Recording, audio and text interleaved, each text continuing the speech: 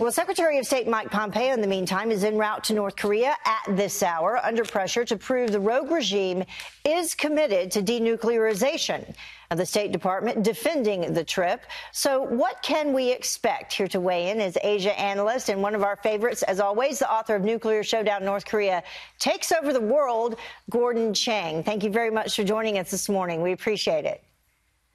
Oh, thank you so much, Heather. So what do you think about where we stand so far? This is Mike Pompeo's third trip over to North Korea. This comes on the heels of these satellite images that we've seen. What do you make of that in terms of maybe rebuilding or building up their nuclear facilities? I think this is a make or break trip for Trump administration policy. You know, the Trump policy is based on the assumption that Kim Jong-un has made a strategic decision to give up his weapons. But we've seen evidence over the last week that shows that North Korea is racing ahead, not only on its nuclear weapons program, but also on its effort on ballistic missiles. So I think it's important that we get a firm commitment from the North Koreans to give up their nukes and their missiles, to dismantle their infrastructure, and also to permit inspections.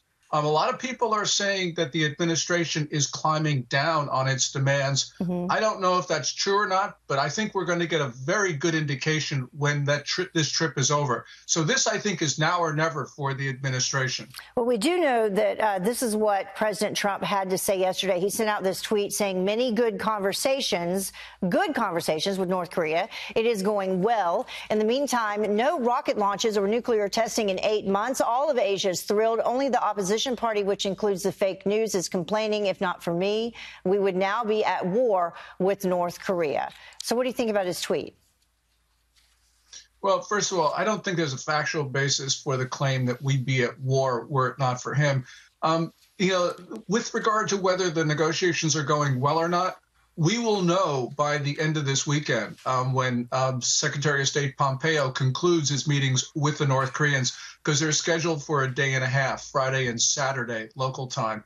I actually think that in some sense they are going well, but obviously there is concern from the U.S. intelligence community because of those leaks. You know, they wouldn't be leaking if they thought that things were going the way they wanted them to. So there's a lot at stake here. And I think that President Trump has an obligation to talk to the American people about this intelligence, because the intelligence is real. And it comes not just from leaks. It also comes from the observation of satellite imagery done by people outside the intelligence community. They all point in the same direction, that North Korea is racing ahead. And that, of course, is troublesome. Gordon, do you think that it possibly is a negotiation type tactic, that he's not addressing it publicly at this point?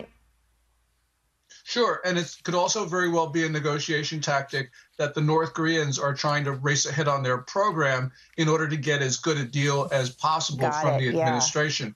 But, you know, at this particular time, there is concern that the administration is going to back down. And part of it is because President Trump himself at the end of June talked about nuclear negotiations with North Korea as the same thing like cooking turkeys, that it's done better over a long period of time.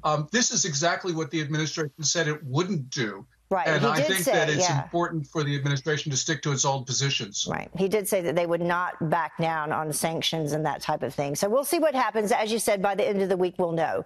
And we'll bring you back, of course. Gordon Chang live for us this morning. Thank you.